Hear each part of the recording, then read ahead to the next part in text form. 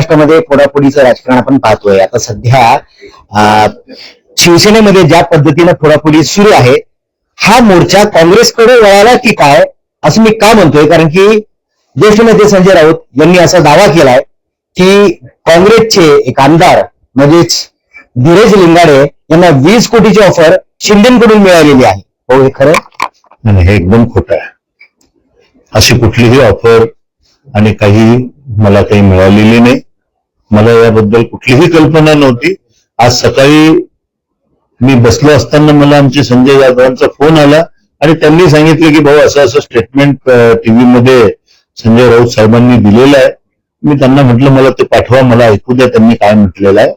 आणि मी ते ऐकलं तर मलाही आश्चर्य वाटले की संजय राऊत साहेब महाविकास आघाडीचे नेते, त्यांनी एकदम असं कसं काय स्टेटमेंट माझ्याविषयी केलं. मलाही हा आश्चर्य आहे, परंतु निश्चित हे चुकीचं आहे. पण एवढ्या मोठ्या नेत्याने एवढं मोठं स्टेटमेंट करणं, त्याला काहीतरी बेस असू शकतो. तुम्ही कुणाची भेट घेतली होती का, किंवा कोणी तुमच्या संपर्कात होतं? नाही, मी असं बघा, भेट घेण्याचा काही विषय नाही.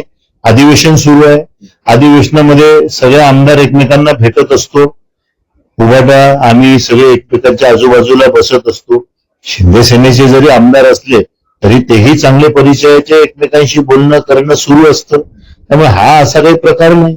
आणि अधिवेशन मतदारसंघातली जर कामं असले तर मंत्र्यांकडे कामं घेऊन जावेच लागतं.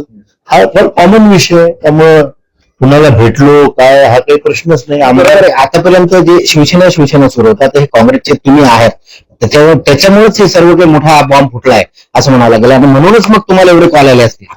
म्हणून तेच म्हणतो की मी आमदार आहे. माझ्या मतदारसंघातले प्रश्न, पदवीधरांचे प्रश्न, शिक्षकांचे प्रश्न घेऊन सगळ्या नेत्यांकडे आम्ही जात असतो. त्यामध्ये काही शिंदे सेनेचे मंत्री असतील, भाजपचे मंत्री असतील, मुख्यमंत्री असतील, मुख्यमंत्री साहेब असतील, यांच्याकडे आम्ही कामं घेऊन जातच असतो.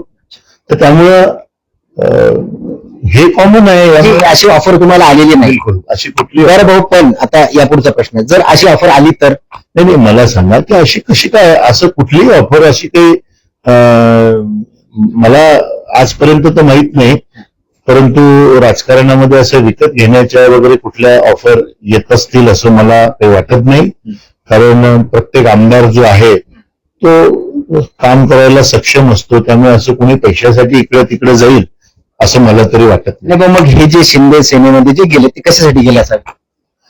नाही, आता शिंदे सेनेमध्ये जे लोक गेले तो शिवसेना त्यांचा अंतर्गत भाग आहे. त्यामुळे त्याच्याविषयी भाष्य मी करणं चुकीचं आहे. पण आज प्रत्येकाला असं वाटतं की आपल्याला काम करायचा स्कोप असला पाहिजे. कारण आज आपण पाहतो विरोधी पक्ष म्हटल्यानंतर सगळ्या गोष्टींना लिमिटेशन्स आहेत. त्यामुळे वाटत असेल त्या शिवसेनेच्या लोकांना की आपल्यालाही इतर आमदारांप्रमाणे कामं मिळाली पाहिजे, म्हणून तो त्यांचा वैयक्तिक विचार असू शकतो. हे लिमिटेशन तुम्हाला येतं का काम करताना? कुठल्याही विरोधी पक्षामध्ये काम करत असताना त्या लिमिटेशन्स तर असतातच.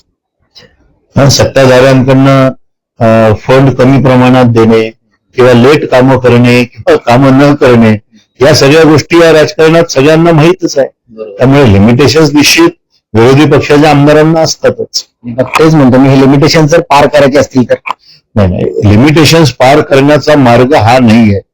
लिमिटेशन पार करण्याचा मार्ग हाच आहे की आपल्या पक्षाची ताकद वाढवणे. ती पक्षाची ताकद वाढली की ऑटोमॅटिकली तुमच्या जर पक्षाची सत्ता आली तर निश्चित तुमचे कामं जास्त गतीने होणार.